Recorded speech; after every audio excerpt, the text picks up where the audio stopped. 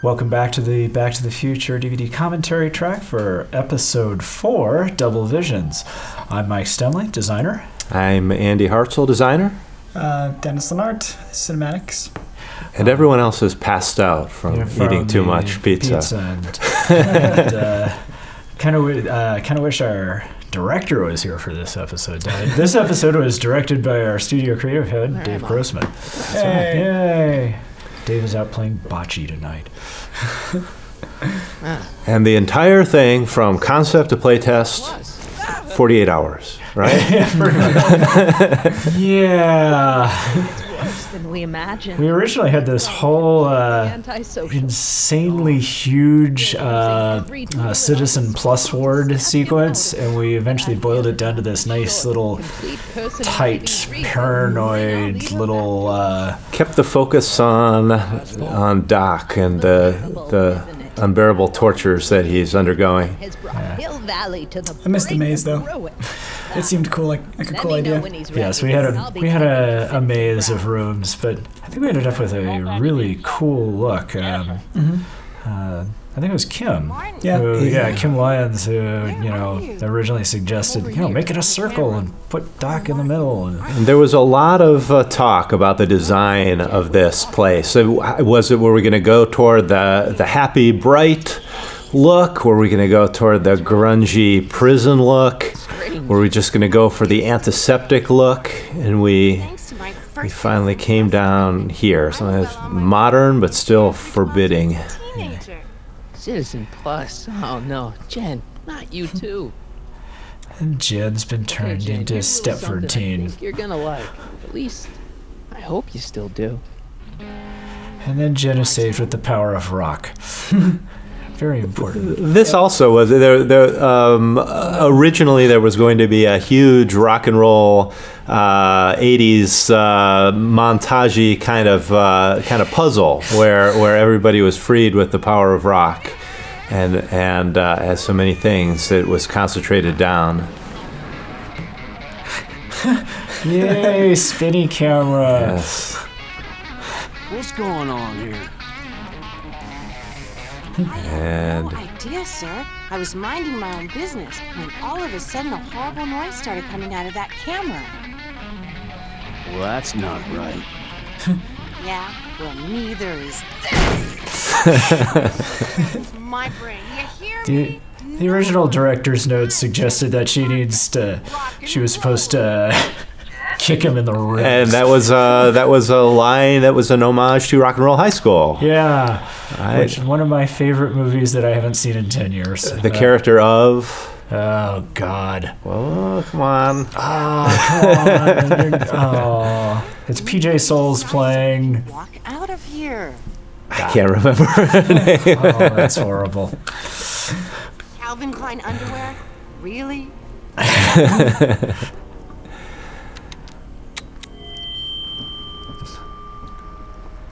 That's horrifying. What was that? But he kind of deserves it for marrying her.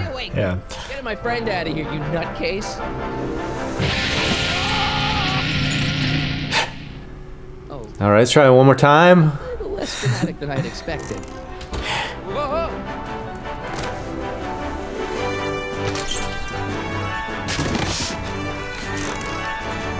Originally, the guitar cord was supposed to blast the rolling table out of the room, and then we realized that made no sense. Yeah, we went to a hospital and tried it, and it just didn't work. Yeah. Even in the Back to the Future world, that made no sense.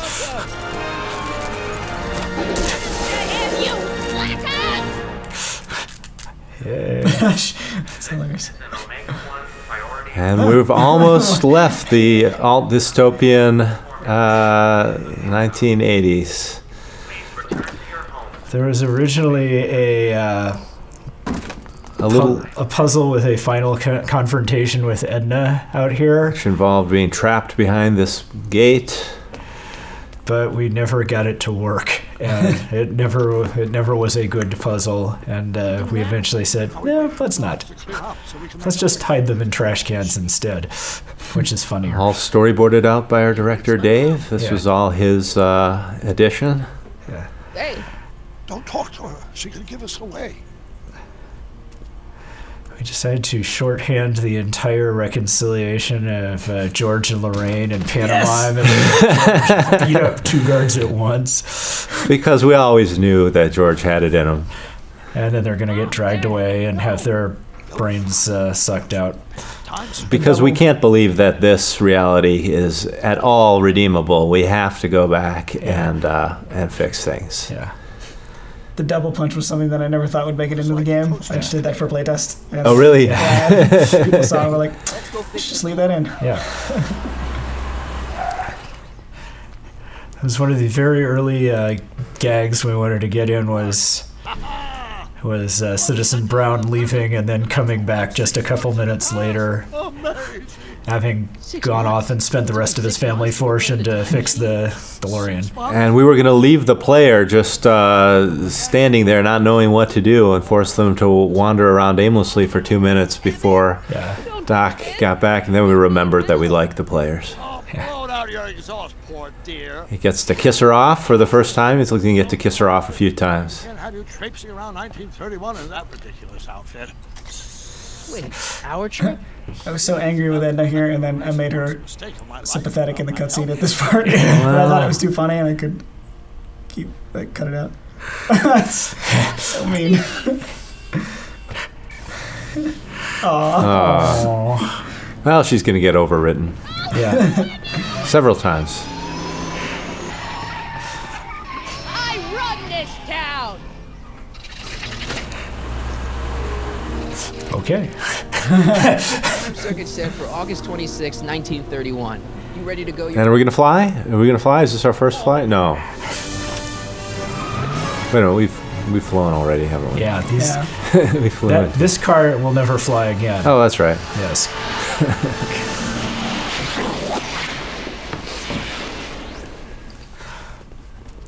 And now we get to really reverse the roles. This is where Doc gets to have his moment of amazement at time travel, which we've never gotten to see in any of the movies. He's always been A veteran. Yeah. Never moves beyond the hand-holding stage. And then we reveal. Will you look at that? The old town theater. You've got to get young you to see Frankenstein. This, I think, was this was really Christopher Lloyd's big episode. This is the episode where he gets to be all over the map. You've still got no memory. Well, 5 as well. But yeah, he gets to, get the joy of doing time travel for the first time, slowly building up his ambiguous feelings about, screwing up his relationship with Edna. Here and there, you're a little hard to pin down yourself. I went looking for you last night, but... I believe I was And this is where we begin to realize something's not quite right. You know, I never really got a chance to thank you. Well, I'm sure you... We think we've just come a few hours after we left, but how could Edna's relationship have progressed this far in a few hours? Opening day of the expo. Which reminds me, I'd better skedaddle back to the lab. If Edna catches me dawdling, there'll be heck to pay. Catch you around, Callahan. October 12th. And that's the way he really talks, too, Yes. James Arnold Taylor. Yeah.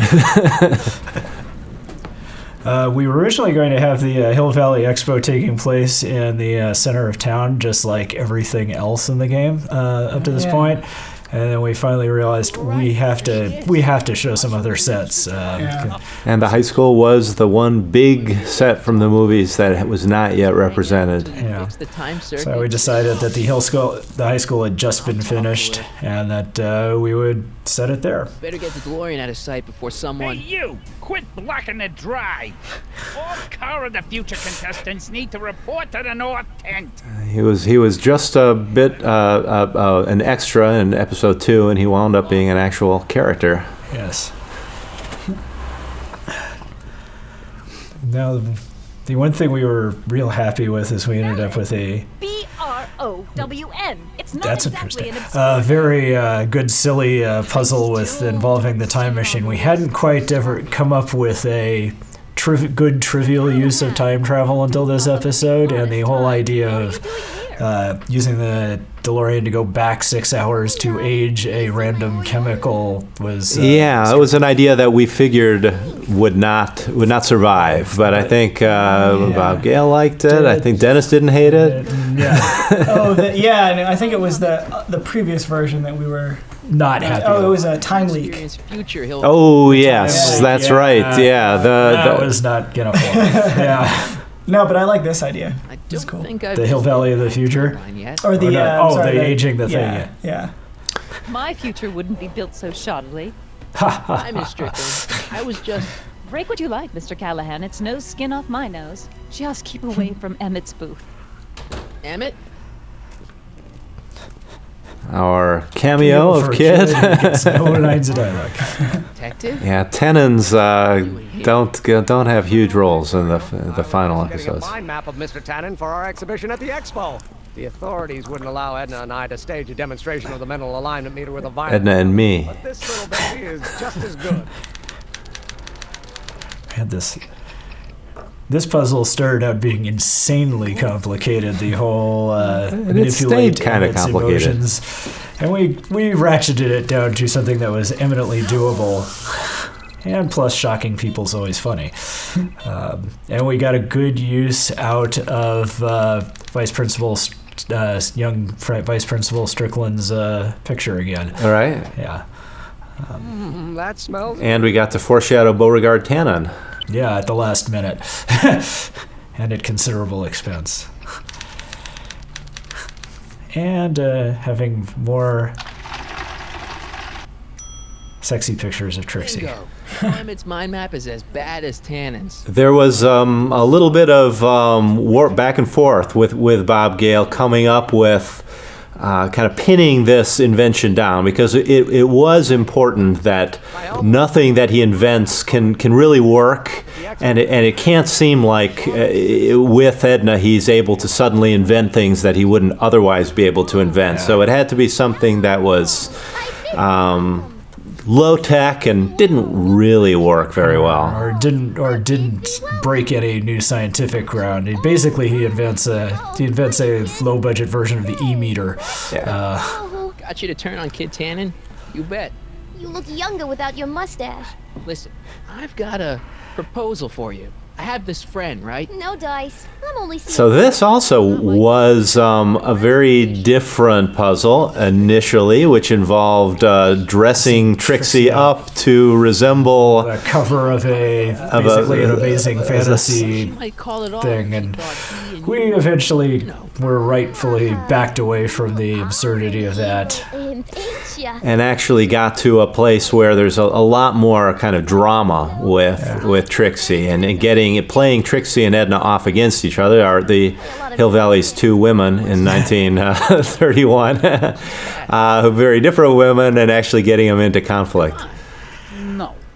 Tell you what, I'll tell you something embarrassing. We realized something we finally found a good scandalous thing for Trixie that I don't think we realized at the time was going to play in nicely into the 5th episode. Did it play nicely in the 5th episode? Oh yeah, her scandal? Oh yeah. And I'm so happy with that postcard. Because it's very important that Marty see Trixie Trotter naked for the final episode. We knew we wanted that. See? What is it, Audie? You know I don't like to pry. And suddenly her accent goes from Brooklynese to Canadian. American. And she does say the Muse of Progress. That's the tip-off that she's Canadian. She doesn't say progress. So, if you're really a Canadian... We don't know whether or not this is proper law at all, but Hill Valley exists in this weird place. Well, I'm glad somebody's listening to reason. Poor Trixie. We could really, really like Trixie. Is she wearing arm warmers? Wearing what? Arm warmers. It looks like she's wearing elbow warmers. That's what all the muses wear. And once again, Marty starting to fix things here has actually accelerated the problem here, where Valentine's Day, but why should I? Emmett decides that he's gonna marry Edna tonight. I'm gonna ask Edna to marry me. Right now. No! Oh, right. I'll wait until tonight at the expo. It'll be much more romantic that way.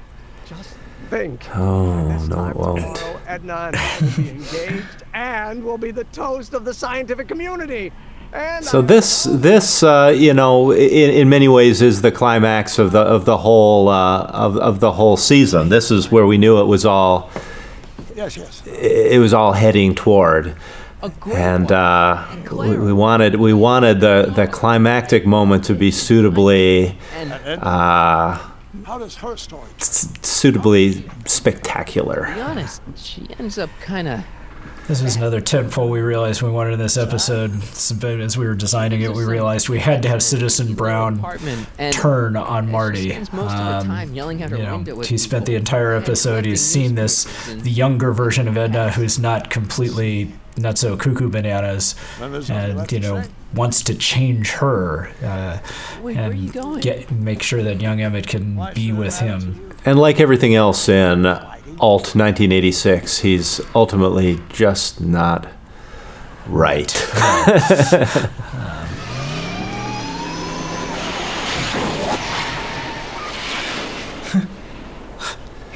That's weird.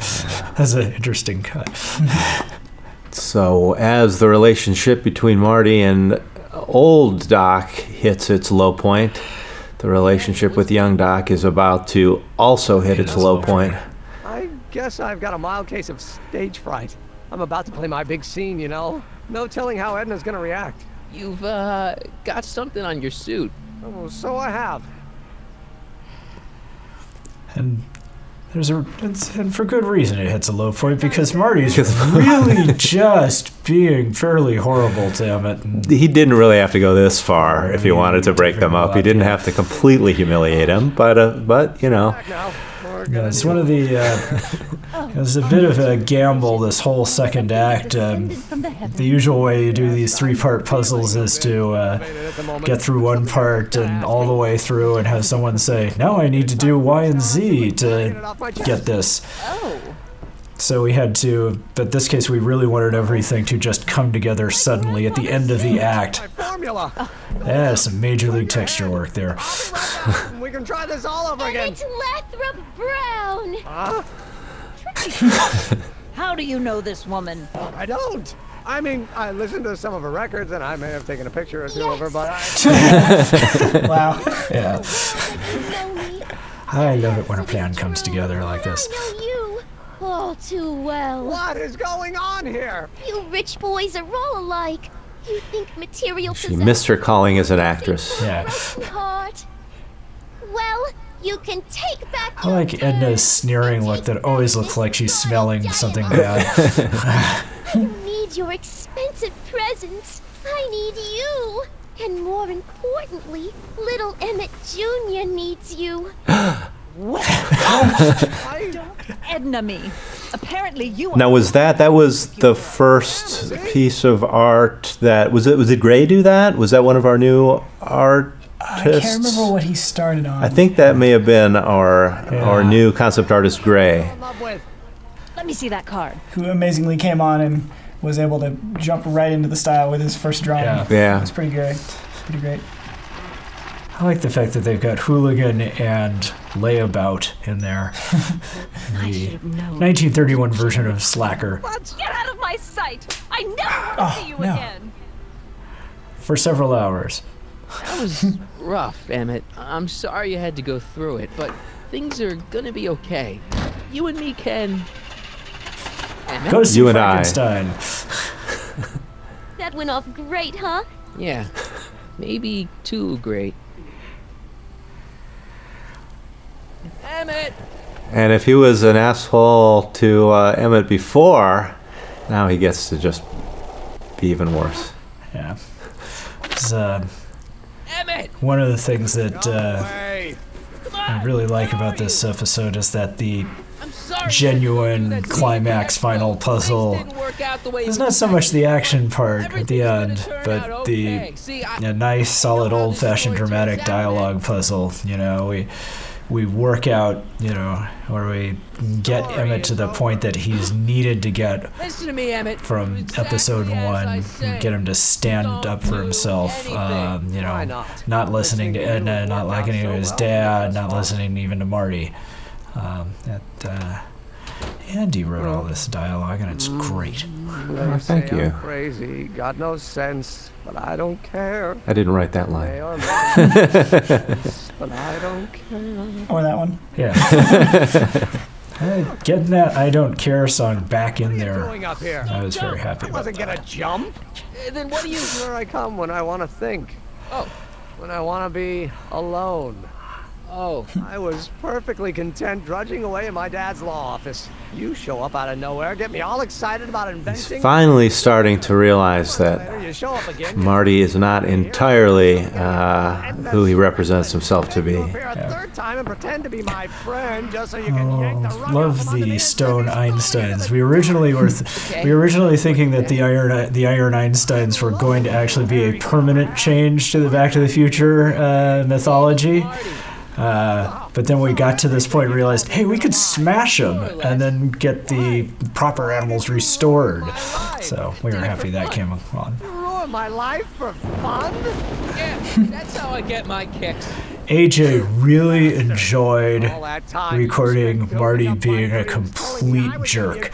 Because Marty really doesn't do that much ever. I mean, he's kind of sarcastic occasionally, but... You're saying I don't have guts? You? Look at you. What do you know? A person like you? And Emmett's girly punch. Yeah, punches like a girl. Well, he's much better at punching. He's as a he lover, gets not a older. fighter. he'll get his punch in the next episode. Not young Emmett. That's what they said to Dr. Frankenstein? Yeah, and look what they accomplished. And of course, the epiphany that we've been talking about for episodes. First my father, then We talked about how are we going to induce an epiphany, and we finally realized you don't induce an epiphany. An epiphany just happens. Yes. my ideas. Do you hear me? That's basically, whoa. And there it is. Ideas. Great Scott, I've got it. Got what? Solution. My invention. I know how to make it work. Mental alignment meter? No, my airborne personal transport device. The rocket car? Not rockets at all. That was my mistake. The basic idea was sound, but the propulsion system was unworkable. The lightning. I'm amazed at how fast he Answer can talk. was clear. Came to me all at once, like a bolt of lightning? Exactly. Static electricity. Super ionized static electricity powering the asynchronous oscillation of frictionless plates inside. Speaking of inventions that shouldn't work. What are you talking about? This was all researched. Yeah. Science to be done. Actually, a lot of this is researched from Tesla's experiments in static electric powered levitating devices. But that never happened to Tesla. Yeah. That's why his machine never worked. Get out of here. Your pants, they're stuck. Do something before we're We realized we wanted something very much like the stuck cuff in the original movie. What did you say your name was again? Marty. Marty? Thanks. Don't mention it. For a while, we were going to actually give his full name. Yeah, we realized Emmett that. would get horribly confused by that. The burner will no doubt be intense. We'll have to harvest the filaments from all the light bulbs in my house. Your invention?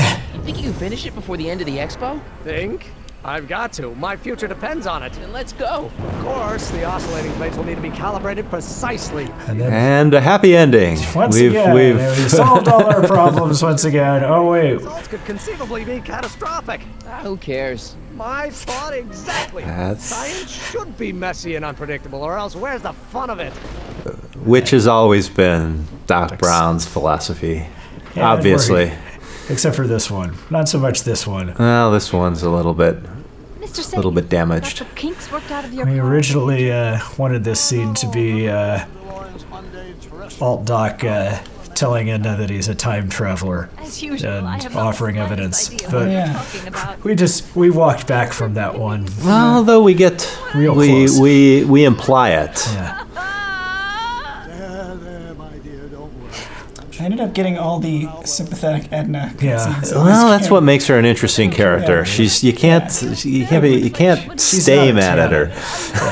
Very long time. Maybe I should get a cat. There is just something just very weird about old Alt Doc hanging out with his younger version of his wife and falling in love with her again.